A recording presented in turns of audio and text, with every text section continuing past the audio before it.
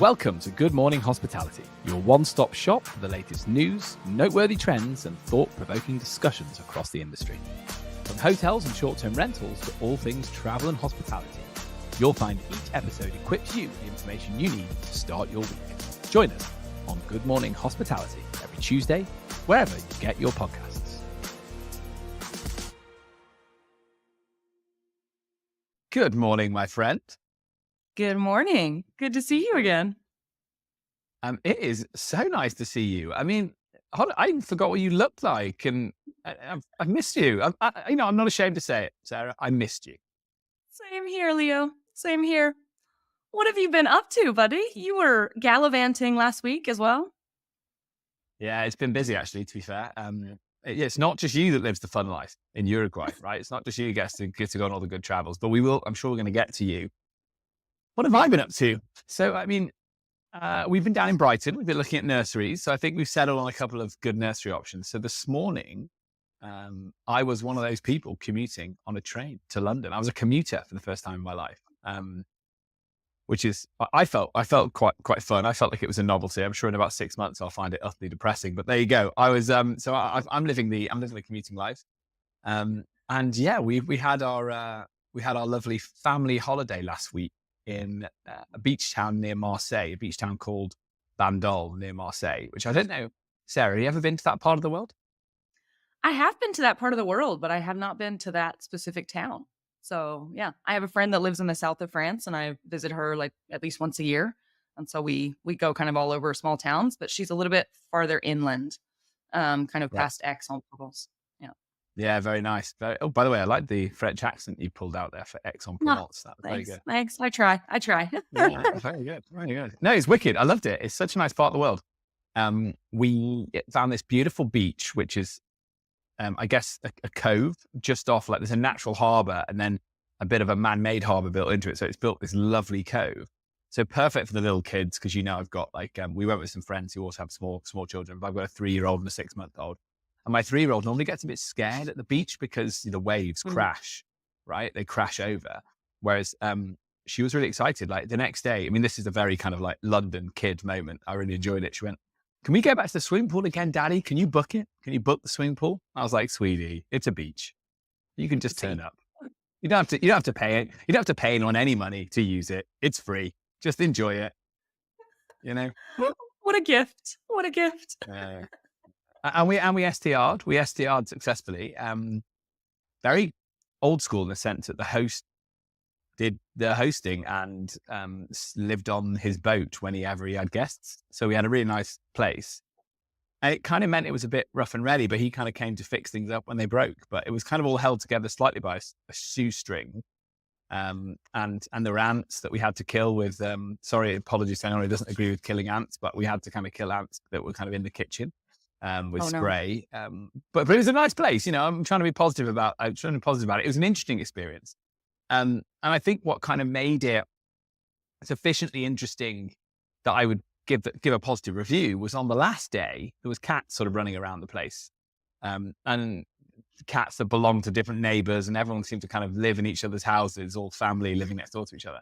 On the last day, one of the cats that I think belonged in our place, I'm not 100% sure, came in with a little kitten in its mouth.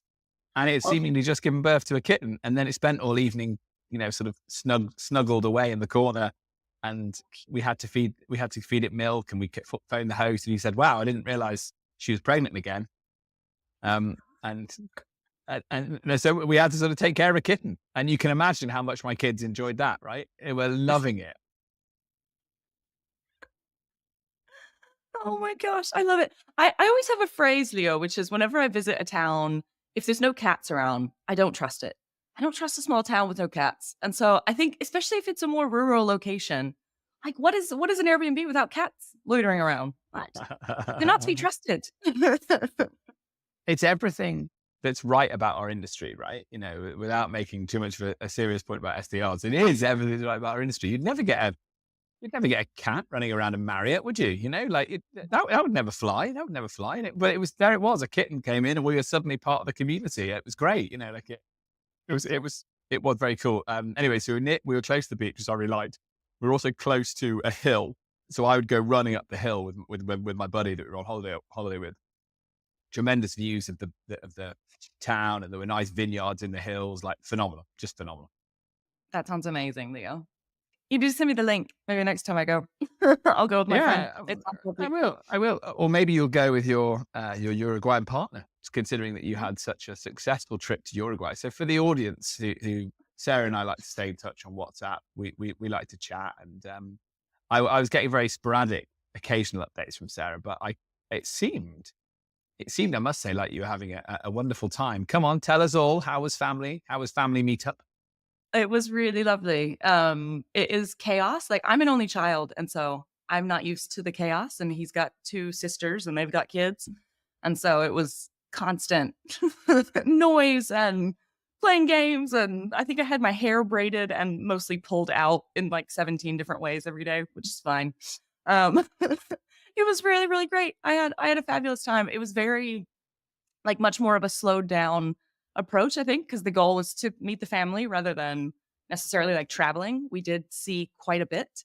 It's a pretty small country. And so I think it's like a 5 hour drive. Sounds very American. 5 hour drive from like one side to the other. And so it's pretty easy to cover a lot of ground. And so we went all the way up along the coast, and we stayed in actually a really interesting, I don't think it was an Airbnb, but it was very Airbnb vibes. It was like this cabin right in front of the seafront, and it was like a friend of a friend, and they came around and had the key, and we had to kind of do our own cleaning before we left. It was like it was very like, hey, I'm lending you this. And it was to my partner's dad, and he has like, I guess, connections whenever with work. He goes and stays in these cabins when he goes up to that part of the world. So it was really, really lovely. Lots of card playing, which I've always been a card shark, Leah. I used to play a lot with my cousins and with my grandparents. We would sit up until like 2 a.m. when I was a kid on summer holidays, just playing every card game you can imagine.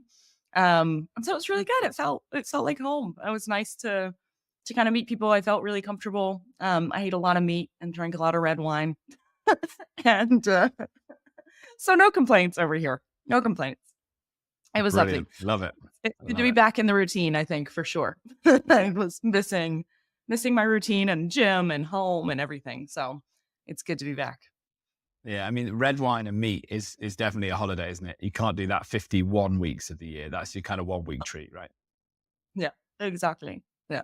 So I think we're both probably a little bit dusty and sleepy in terms of getting back into our exercise. So we won't shame each other. Let's just have a truce. We just won't even mention it. Like, luckily I'm just filming from my sort of neck upwards, so you can't see the damage I've done. Needless to say, I ate my own body weight in croissants. And that was nice. That's what you have to do in France. Why is it as well? French listeners and, non-French European listeners, dispute this if you want. Sarah, as a Barcelona resident, I think you'll agree with me. Why is it that when you're on the French side of the border, or when, for us, it's like traveling down on the train, for you, it's traveling up from Barcelona. Whenever you're on the French side of the border, the breads, the pastries are like 10 times better. And then I go on that tunnel, I get out in London, everything else is great. London's phenomenal, but the pastry's rubbish. Why can't we get it right? Butter. It's butter. That's the main ingredient in every French pastry. So much butter that, like, if you saw it, I think your arteries would clog just looking at the butter. That's the trick. Oh, I did one bakery in Barcelona that had what I would consider actual French croissants, and the lady had studied in France, and everybody would go every morning and get croissants. Fabulous. I remember the first day that we discovered them, and somebody came into the office and they said, "I've got great news. We don't ever have to go to France again." Because what's the best thing about France? The croissants. And we found a good one. And then I went a couple of weeks ago. I was passing by on my way into the office, and I was like, "Oh yeah, can I have a croissant?" She's like, "No, I don't make them anymore." I was like, "What do you mean you don't make them? You're the only decent croissant in town." She's like, "No, I stopped making them. Too much work. So no more croissants." I don't know where I'm going to get my fix anymore. I guess I'll have to go to France. Maybe the good people of France told her to stop doing it because she was taking the tourists away. Perhaps it was an inside job. Maybe so. Maybe so. I don't know. Well, there was something really seedy going on with her and one of her providers. I walked in, there was snogging one day, and then there was a bit of drama. She was like my favorite place, not only for the croissants, but also for the drama, maybe that's how you get your hands on the best croissants, right? Just make sure you snog the delivery guy. Good to know. Good to know. There we go. That's a lifestyle choice change for me, though. Of course, if I was to do that. So here we go. We're getting into conference season, which is one of my favorite times of year because it means for me it's a holiday I can take away from my family. Of course, no, I'm joking. Of course, if they are listening, I don't mean that. No, conference season, one of my favorite times of year, and I feel that we've got coming up, we've got Scale Paris or Scale France in November, which means it's great for me because it means I get to have my croissant fix. So, anyone that wants to get me to come to a conference, just make sure I'm being made aware of what the food options are in advance. So yeah, very excited about that. Obviously, this week we've got in 2 days' time we've got VRWS starting in Porto. Sarah, are you going? You on the plane? I'm not. No, I'm on the hang back crew this year. It's one of the beautiful things about the company growing. There's so many people now. I used to have to go to every conference, and now they're few and far between, and so that means that I enjoy them a lot more. But no, we have a wonderful crew going there this year, so I'm really excited. We've got Jamie Lane, who's going to be on the stage, our chief economist, giving us all the info and the lowdown on the data. So be on the lookout for that. And my colleague James Kinnersley is also going to be in attendance. So I'm ready to go meet up with him. He's a good guy. You'll have a good conversation, and he might sell you some data. He definitely will. Okay, great. So anyone who's listening, no, Porto is in Porto this year. It's always a really, really good event. I'm looking forward to seeing what the themes are. We will try and get some reflections. We'll try and get Antonia, who organizes the conference, to come and join us. And then, yeah, so it feels like everyone's back to work. The STR industry has taken it, the vendors and people around it have taken the summer breaks, or providers who are dealing with their clients during their peaks. It's all come back into sharp focus. So much so that I was at a short-term rental meetup a couple of nights ago in central London, which was phenomenal. So we had, I want to say, I didn't count, but we probably had about 60 or 70 people in the pub in London, organized by myself, Oliver from Wheelhouse, Jessica from Abode. And it's very, very cool. We don't do enough of them in London, but there was certainly a good energy in the room. And that was very cool. So that's my SDR highlight. That's awesome. It's going to be a great time, Leo. I can't wait to see all the photos and videos and content coming out of that conference. I think every year there's a bunch of people also that do like Facebook Live and live streaming on YouTube and stuff like that. So it'll be really good. It's one of my favorite conferences, I think, the VRWS, because it's a great chance to just meet so many local operators and people who are doing it the right way and want to learn from each other. And it's collaborative. And for me, that's one of the best parts about our industry. It doesn't have to be, you're my competition, I'm never going to help you. It's more like, oh yeah, sure, I can help you find cleaners in this area. Oh yeah, we left that market because of this. What were your pitfalls? And you're going into that market. I don't know. I just find the roundtable discussions and the conversations and connections that take place there really, really lovely. So yeah, I agree with you. I think that's a really nice way of putting it. Let's call him out. Antonio, if you're listening, buddy, come and tell us about it next week. We want to hear all about it. You'll probably be exhausted from hosting it, but come and speak to Sarah and I next week. Guys, let's get into it. We can't stay on holiday forever, Sarah. I feel like we could just spend the next hour catching up. And there's so many more questions I want to know about how good the red wine is in Uruguay, but I'll hold out.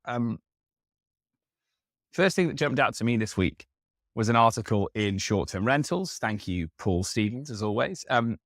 US, but I think this is really worth talking about because it's a global trend for sure, and one I really want to dig into. I want your thoughts on it, Sarah. Zumper has announced a partnership with Airbnb to market Airbnb-friendly rental communities directly on their platform. Okay, so you know me, I'm an enthusiast for all these things, but this one I love. I love that we're talking about something potentially positive within the industry in the urban area, where we're talking about inventory that has previously not been advertised or been able to advertise itself as short-term rental friendly.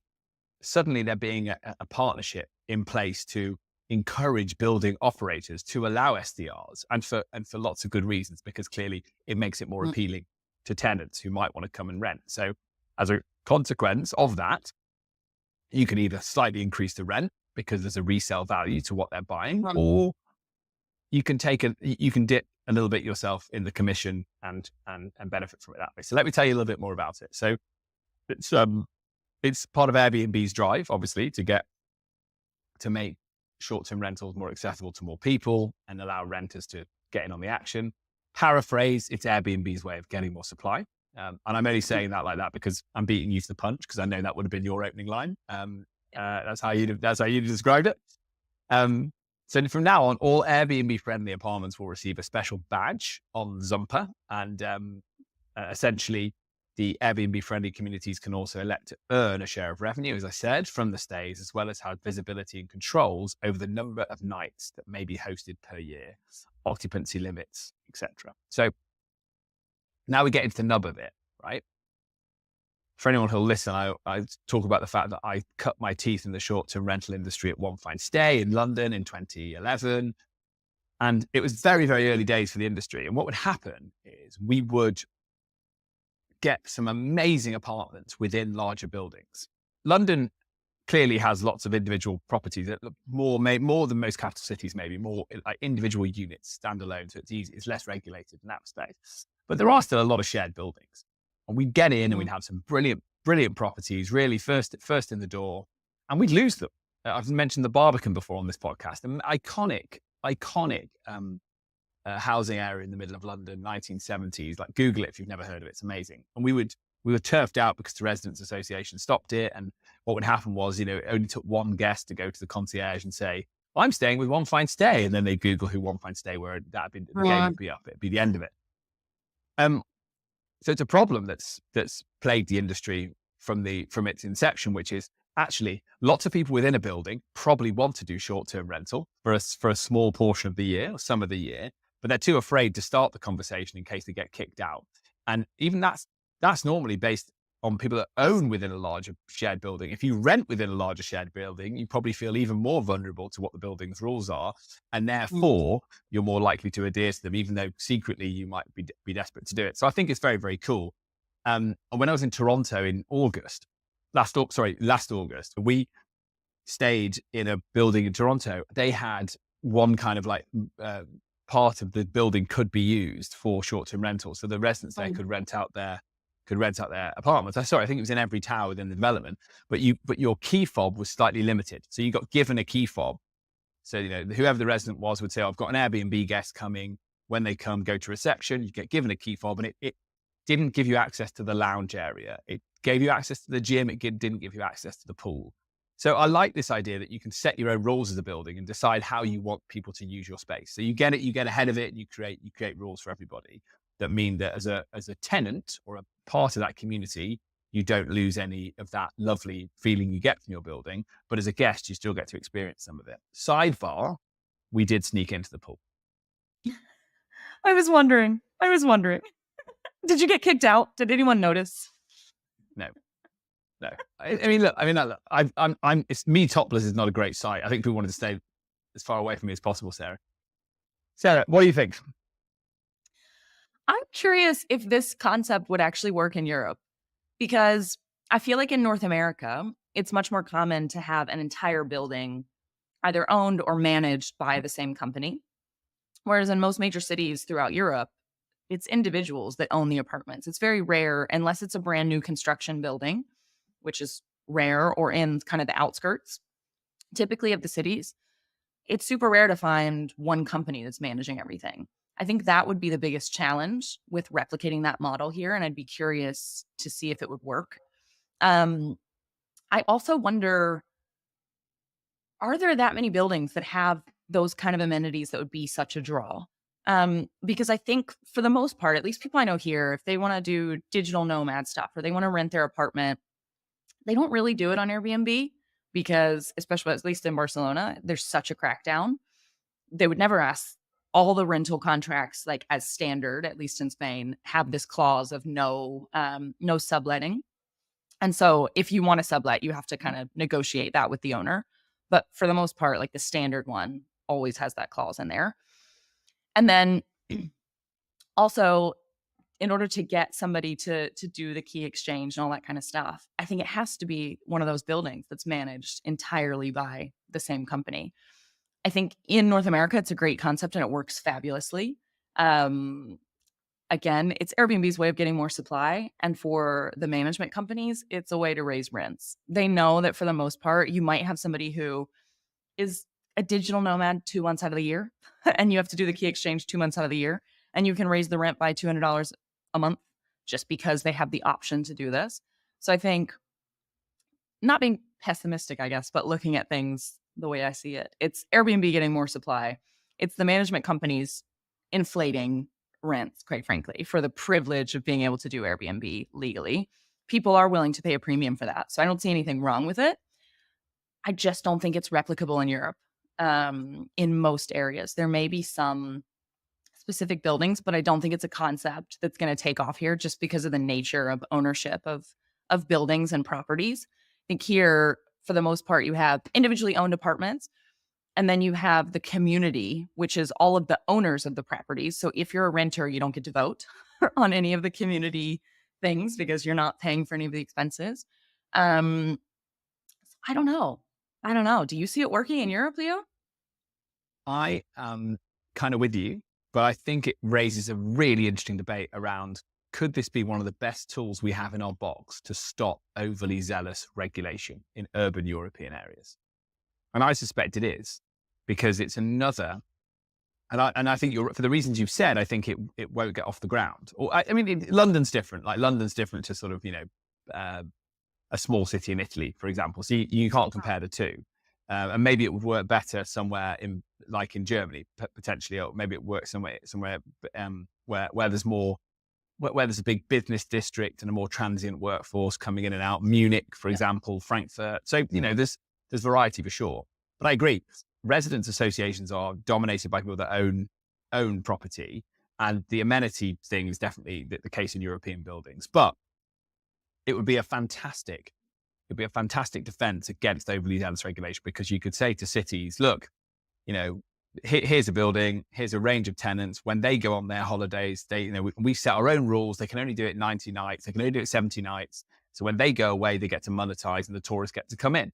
Asset utilization. That's the name of the game here, guys. And they go, oh, wow, that's my voter. Suddenly, if more of my voters are doing this a little bit, then that makes me more considerate to the idea that I should be pro it, if I'm a policymaker. So it's really interesting, because I guess that's why it kind of jumped out to me. I thought, wow, that could actually be incredibly useful, couldn't it? If the benefits of STR were felt by a greater amount of hosts in an urban area, suddenly that voice and that advocacy is totally different. And that's why I think it will be a real benefit to the US, because the US is further ahead than Europe anyway when it comes to individual hosts grouping together and creating associations, which is amazing. I've mentioned John Hildebrand, my buddy in Arizona, Rent Responsibly, all these guys that are bringing together, and it's sort of 3,000 members of some of these groups, and they can then lobby city governments. And they're not lobbying as hey, I'm a global tech giant based in San Francisco. They're lobbying as, this allows me to generate an extra $5,000 a year, which supplements my income. Isn't this great? So I think it's everything. It shows the opportunity in America for sure, and it shows the potential limitation that in Europe, based on the fact that buildings aren't owned by a wider company.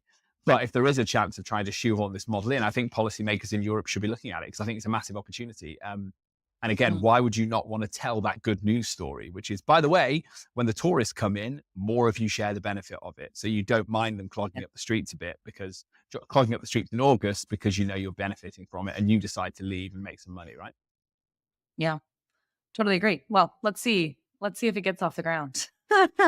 I would love for it to. I think it's a really good concept. I agree with you that it's a good way to combat kind of the really strict regulations that oftentimes are not well thought out. They're just sweeping regulations or bans, as it will be in Europe. I think could be really interesting, especially when it's something that's voted on by the wider community. I think it's a lot easier to kind of get that government backing if you have the backing of the residents, because they're the ones that, if something goes wrong, are going to complain anyway. So you need their buy-in if you're going to do something like that, I think. Great. Sarah, what jumped out to you this week? Yeah, what jumped out to me is an article in Skift, and it's the short-term rental hosts confront the cleaning fee conundrum. This is one that I think most of our listeners will be familiar with. So for a while now, in the majority of countries, with the exception of the US and a handful of others, including Uruguay, randomly, has been all hosts have been required to, within Airbnb, they display the full price. So that includes the cleaning fees, that includes any of the service fees. So whenever a user is searching, and I think it was France was one of the first countries to kind of launch this, and they had a rule that was like, no, you have to show the full price. And so a lot of other European countries started coming down with this type of ruling, and people in Europe are more used to that. I think most of the other OTAs and most of the other booking platforms typically show you the full price. You can later see the breakdown once you get into the listing, but people want to know what they're going to pay before they dive in. Whereas in the US, as well as in a handful of other countries, the hosts have had the opportunity to choose if they want to show the full price or if they want to have cleaning fees as something separate. So traditionally, I think when Airbnb first got started, cleaning fees were a great way to earn additional revenue because people would look at the prices on the map or within the filters. And then once they go in and they've seen the photos of the property and they've fallen in love with it, and oh gosh, I really want to stay there. And isn't that a nice pool? Oh, $150 cleaning fee. Wow, whatever, you know? And so that was kind of the concept initially. And it was a great way to earn some additional revenue. I think as this concept started getting more widespread in Europe, now Airbnb has basically said, okay, you can have cleaning fees as separate if you want, but we are going to start displaying the full price for every single property. So now the full reservation price is going to be seen. And this leaves a lot of hosts in particular wondering, do they even need the cleaning fee as a separate fee anymore? Or should that just be something taken into account when they're setting the nightly rate?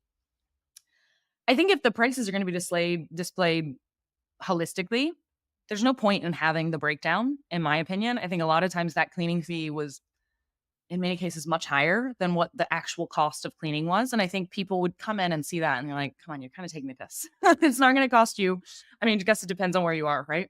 But in most places, it's not going to cost you 200 euros to clean this, 50 square meter flat. Let's be realistic. And so I think people did see it as a little bit of a price gouge or a way to get extra money rather than just covering costs. I don't know what that really means for kind of the future of nightly rates. I'm curious to keep an eye on it and see if it has a major impact. And at DNA, we always include the cleaning fees in the nightly rates anyway.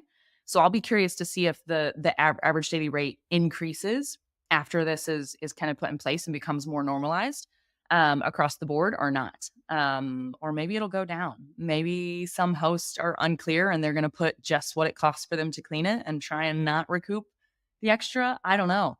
But it was a really interesting one for me. I think it's also a big step for Airbnb in kind of bringing everybody onto the same playing field globally. So, historically there were a bunch of exceptions in a bunch of countries where this wasn't the case, but they were slowly rolling it out in Europe and in other parts of the world. So I think it's interesting that it's now coming to everyone. I don't know. What do you think, Leo? I think that the people who were taking the mick with their cleaning fees have ruined it for everybody. So isn't it always the way? The person who's gone, oh yeah, it's £500.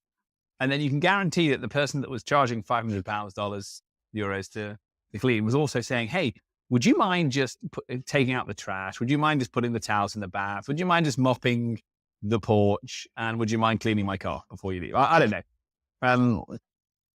I think you have to probably try and move away from them. But if you're a co-host, property manager, and they're not your listing, you don't own the listing, it's actually a really important part of your service offering, which is that you negotiate with your host, the owner of the building, the owner of the property that you're working on behalf of. You negotiate a rate for the commission that you take. And then separately, you have your cleaning fees to cover the cost of providing that service.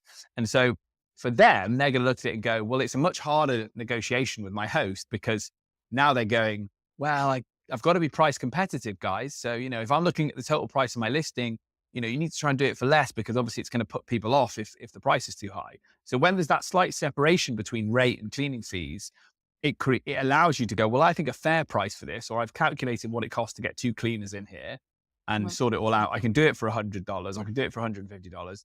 That's the rate.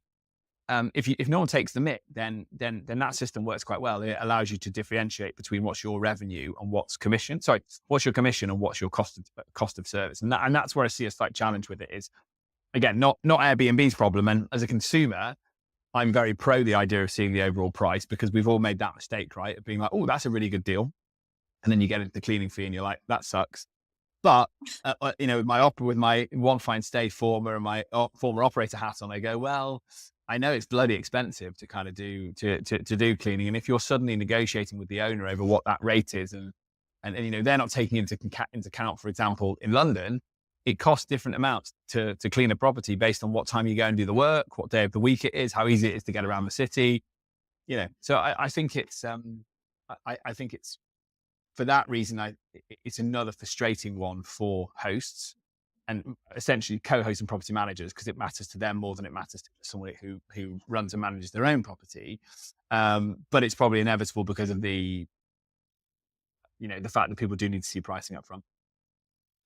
Yeah, I think I kind of see this as Airbnb protecting much more of the actual guests than the hosts. I think we saw a lot of this in COVID with a lot of the cancellations and hosts being asked to take on those cancellations and kind of eat those fees. And I think that was a big point of contention. I think once again, it's a move to get people to book more often on Airbnb and to kind of have more loyalty with the end consumer, perhaps more so than hosts. So I'm curious to see the evolution of this, and also for guests. I am curious if nightly rates are going to have to go up significantly in order to kind of cover this, and to cover, just as you say, Leo. It's not like, okay, I have this cleaning fee and I know that this is a set cleaning fee and that is averaged over, let's say, the days of the week, or maybe you have a different cleaning fee for different days of the week. I don't know if you can even do that. But I think with the nightly rate, it's going to have to increase to cover that. So I'm curious to see what happens in the evolution of the prices over time. Yeah, I think you're right, Sarah. Just let me do a final moan, slightly related to the article, but I'm drifting a little bit, which is people, please stop telling me to clean the whole apartment when I leave. God, nothing irritates me more. It cuts into your holiday, right? On the last night, you're suddenly scrabbling around. Like, it's so irritating. I'll take the bins out, sure, but I'm not, I think I'd rather just pay a cleaning fee and know that therefore I do not have to clean, because when I get home, do you know what? I have to clean when I get home. Yeah. The same thing happened to me in both of the flats that I rented when I went to France on my hiking trip last month. And I was shocked because they didn't say anything in the actual description. So you only receive this once you made the booking, like a week before you were arriving. It was like, hey, just a friendly reminder, cleaning is not included. And if you want cleaning, it's going to be like €100 or something. Like, it's a studio flat. I'm not going to pay you €100. On matter of principle, I refuse to pay you €100 to clean a studio flat. So obviously I'm going to clean it myself. But it's even if it's half an hour, it just ruins the end of your holiday, doesn't it? And then the night before you leave, you're nervous about, let's try and just make sure, you're brushing your hair and then you clean it all over. I don't know. It's just you're looking at everything. Don't spill crumbs, and you're always more cautious, I think, throughout the trip, rather than, obviously trying to keep things as tidy as you can, but not panicked. In my case, Sarah, rather than enjoying the arrival of a kitten into the house that everyone could enjoy, ruined if I have to suddenly clean and go, well, what do I do about it? Do I turf the kitten out as well to clean? Sarah, it's so lovely to catch up with you, my friend. What do you got going on this week? This week is pretty busy. We have our entire executive leadership team in town. We've got a bunch of folks going out to the VRWS conference. And so it's going to be a full week in the office. We have a bunch of folks from the Denver office in town. A lot of them arrived last week. So it's going to be pretty intense and great. It's always nice to have that connection with those that maybe you don't get to see in person as often. So it's going to be good. What about you, Leo, other than travels? Well, I'm actually just gearing up for more conferences, and I'm getting myself ready. Got Verma in a couple of weeks, but this week, these next couple of days are joyfully a little quieter, and then the madness really begins. So yeah, we'll catch up next week. For everyone at home, thanks for joining us. If you've enjoyed today's show, please hit like, share, or subscribe in all the usual social places. and send us an email. Let us know what you want to be talking about, what you want us to be talking about on the show. We can make sure we're hitting those topics for you. All right. Until next time. Thank you.